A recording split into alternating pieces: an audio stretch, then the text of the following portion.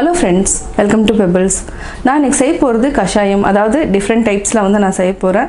ஒன்று வந்து என்னென்னா வறட்டு இருமல் வராமல் இருக்கிறதுக்கு என்ன பண்ணலாங்கிறது ஒன்று, தேனும் இஞ்சியும் ஒரு சிரப் மாதிரி நம்ம செய்ய போகிறோம். ரெண்டாவது என்னென்னா சீரகம், மிளகு, தனியா விதை, இஞ்சி இதை வச்சு நம்ம எப்படி கஷாயம் பண்ணணும் அப்படிங்கிறதையும். மூணாவது வந்து என்னென்னா குழந்தைங்க வந்து ஸ்விம்மிங்கில் விளையாடிட்டு அதுக்கப்புறம் ஒரே ஒரு டம்ளர் வந்து நம்ம அந்த சோம்பு கருப்பு ஏலக்காய் ஆட் பண்ணிவிட்டு அது கூட வந்து மிளகு ஆட் பண்ணிவிட்டு ஒரு கஷாயம் பண்ண போகிறோம். வாங்க எப்படி செய்கிறதுன்னு பார்க்கலாம். வறட்டு இருமல் வராமல் இருக்கிறதுக்கு வந்து இஞ்சி வந்து நம்ம இந்த அளவுக்கு எடுத்துக்கலாம். அதாவது ஒரு 30 கிராம்ஸ் இருக்கும். இதை வந்து நல்லா தோல் சீவிட்டு கிரேட் பண்ணிவிட்டு நம்ம வந்து ஒரு வெள்ளை துணியில் வச்சுட்டு அந்த சாரை மட்டும் எடுக்கணும். சாறு எடுத்ததுக்கப்புறம் நம்ம தேன் மிக்ஸ் பண்ணணும். இப்போ நான் ஃபஸ்ட்டு துருவிட்டு எவ்வளோ தேன் வந்து மிக்ஸ் பண்ணுறதுங்கிறத சொல்கிறேன். இப்போ பார்க்கலாம். இஞ்சியை நல்லா நம்ம தோல் சீவிக்கலாம். இஞ்சி மட்டும் எப்போவுமே சமையலுக்கு யூஸ் பண்ணுறப்போ என்னென்னா தோலோடு போடக்கூடாதுன்னு சொல்லுவாங்க. இது ஃபுல்லாக எடுத்துட்டோம்னா திருவறதுக்கு வந்து ஈஸியாக இருக்கும். இப்போ தோல் எடுத்துட்டோம். அடுத்தது நம்ம துருவிக்கலாம். எவ்வளோ தூரம் முடியுதோ அவ்வளோ தூரம் நம்ம நல்லா துருவிக்கலாம். இது வந்து ஆல்மோஸ்ட் 30 கிராம்ஸ் அளவுக்கு வந்து இஞ்சி இருக்குது. அவ்வளோதான், இதுக்கு மேலே எடுக்க முடியல. இதை வந்து எடுத்துக்கலாம். நல்லா இஞ்சி வந்து இருக்கிறது எல்லாமே நம்ம துருவிட்டோம். இப்போ பார்த்தீங்கன்னா உங்களுக்கு தெரியும். இது வந்து நம்ம ஒரு வெள்ளை துணி எடுத்து நல்லா வடிக்கணும். ஒரு டம்ளர் வச்சுக்கலாம். இது வந்து ஒயிட் கர்ச்சீப்பு தான். இதில் எதுவும் ஸ்டார்ச் எதுவுமே கிடையாது. நல்லா சுத்தமான துணி. இதை வந்து லைட்டாக வந்து நான் தண்ணியில் வந்து நனைச்சிக்கிறேன் ஈஸியாக இருக்கிறதுக்காக. இந்த மாதிரி ஒரே ஒரு கர்ச்சீப் மட்டும் எடுத்து வச்சுக்கோங்க, யூஸ் பண்ணாதது. இது எல்லாத்துக்குமே நம்ம இந்த மாதிரி வடிக்கிறதுக்கு யூஸ் பண்ணிக்கலாம். இப்போ நம்ம என்ன பண்ணலான்னா இந்த இஞ்சியை வந்து இது கூட மிக்ஸ் பண்ணிக்கலாம். நம்ம ஒரு 2 டேபிள் ஸ்பூன் அளவுக்கு தான் தண்ணி ஊற்ற போகிறோம். ஃபஸ்ட்டு நான் இந்த அளவுக்கு தண்ணி எடுத்து வச்சுக்கிறேன். இப்போ பாருங்கள், இதை வந்து ஜஸ்ட் அப்படியே கொண்டு வந்துட்டு இந்த போர்ஷன் மட்டும் எடுத்துக்கலாம். இப்போதைக்கு அப்படியே புழிஞ்சிட்டே வாங்க. இஞ்சி சாறு வந்து நிறையா வரும். இப்போ இவ்வளோ வந்திருக்கு. நம்ம இன்னும் ஒரு டேபிள் ஸ்பூன் அளவுக்கு தண்ணி விட்டுக்கலாம். அதாவது ஆல்மோஸ்ட் பார்த்திங்கன்னா சக்கை மாதிரி ஆயிடுச்சு. இருந்தாலும் இன்னுமே நிறையா இருக்கும். இவங்களுக்கு பார்த்தாவே தெரியும். இது வந்து சக்கை. இன்னும் கொஞ்சம் அளவுக்கு, அதாவது 2 டேபிள் ஸ்பூன் அளவுக்கு தண்ணி விட்டுக்கலாம். இதையும் நம்ம நல்லா மிக்ஸ் பண்ணி விட்டுட்டு இன்னும் கொஞ்சம் நம்மளுக்கு சாறு கிடைக்கும். அதை வேஸ்ட் பண்ண வேண்டாங்கிறதுனால நான் தண்ணி விட்டு பிழிகிறேன்.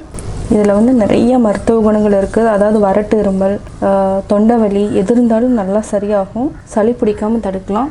அவ்வளோதான், இதுக்கு மேலே எடுக்க வேண்டாம். இது பார்த்திங்கன்னா வெறும் சக்கை தான் இருக்கும். இதில் ஒன்றுமே இருக்காது. இதை வந்து நம்ம கீழே போட்டுடலாம். இப்போ அடுத்து இது கூட என்ன பண்ணலான்னா ஒரு ஸ்பூன் வச்சுக்கோங்க. இதுலேயே நல்லா காரத்தன்மை வந்து நிறையா இருக்கும். இதுக்கு வந்து தேவையான அளவு நம்ம தேன் விட்டுக்கலாம். இது வந்து 25 ml நான் ஆட் பண்ணியிருக்கிறேன். இவ்வளோ ஊற்றியுமே நல்லா காரத்தன்மை வந்து ஜாஸ்தி தான் இருக்கும். நம்ம இருமலுக்கு எவ்வளோ தான் நம்ம டானிக் வந்து எடுத்துட்டாலும் இது வந்து நம்மளுக்கு நேச்சராக கிடைக்கிறது. இது மாதிரி எடுத்துட்டோன்னா உடம்புக்கு ரொம்ப நல்லது. அதாவது கெமிக்கல்ஸ் எதுவுமே ஆட் பண்ணாமல் இயற்கையாக நம்ம தயார் பண்ணுறது. இதை வந்து குழந்தைக்கு யார் வேணாலும் நம்ம கொடுக்கலாம். அதாவது அதிகமாக எடுக்கக்கூடாது. ஒரு டேபிள் ஸ்பூன் அளவுக்கு நம்ம எடுத்துட்டாலே போதும். அவ்வளோதான். இது குடிச்சு பாருங்கள். அந்த ஸ்வீட் வந்து போதுமான அளவு இருந்துச்சுன்னா எடுத்துக்கலாம். இல்லைனா நம்ம மீதி இருக்கிறதையும் ஆட் பண்ணிக்கலாம். தேன் இஞ்சி சாறு வந்து ரெடி ஆகிடுச்சு.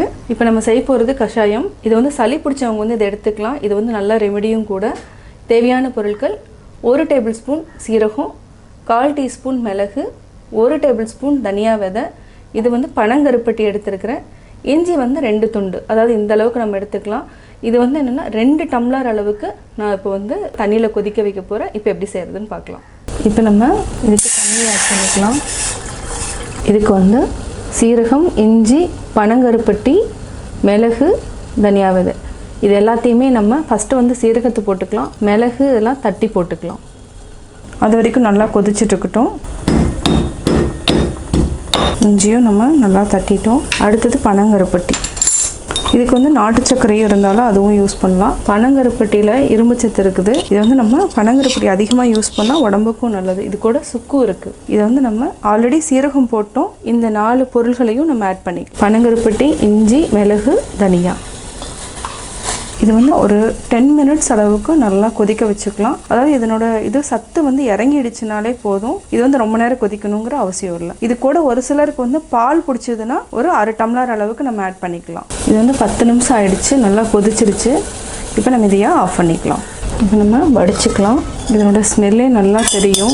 இது வந்து எல்லாருமே நல்லா பிடிக்கலாம். ஆக்சுவலாக அவ்வளோ டேஸ்ட்டாகவும் இருக்கும். அந்த பனங்கருப்பட்டி டேஸ்ட்டும் வரும், நல்லாவும் இருக்கும். அதே மாதிரி குழந்தைகள்லேருந்து பெரியவங்க வரைக்கும் இதை வந்து கொடுத்தா நல்ல ஸ்ட்ரென்த்தும் கூட, சளி இதெல்லாம் வராமல் தடுக்கிறதுக்கு இது ஒரு நல்ல மருந்து.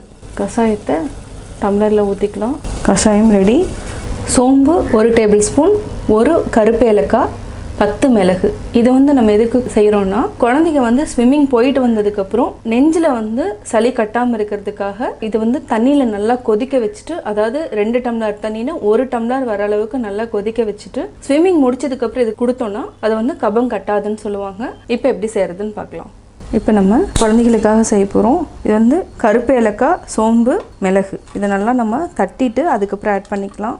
சோம்பு, மிளகு, இது கூட நம்ம கருப்பு ஏலக்காய் போடுறோம். இதுலேயும் வந்து சீடு இருக்கும். நம்ம சீடு இது கூட தோலோடையே நம்ம போட்டு நல்லா கொதிக்க வச்சுக்கலாம். இது வந்து என்னன்னா, இப்போ நான் 1 டம்ளர் தண்ணி ஆட் பண்ணியிருக்கிறேன். இது வந்து அரை டம்ளர் அளவுக்கு நல்லா கொதிக்கணும். இது நல்லா மிக்ஸ் பண்ணி விடுங்க. நல்லா கொதிக்கட்டும். 15 மினிட்ஸ் ஹை ஃப்ளேமில் வச்சு நல்லா கொதிக்க வச்சுட்டு ஒரு அரை டம்ளர் வர அளவுக்கு நல்லா சுண்ட விட்டுடலாம்.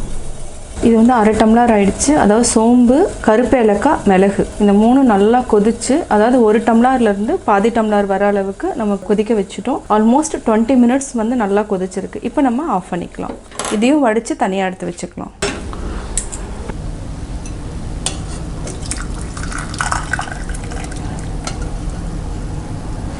சோம்பு கஷாயம் ரெடி.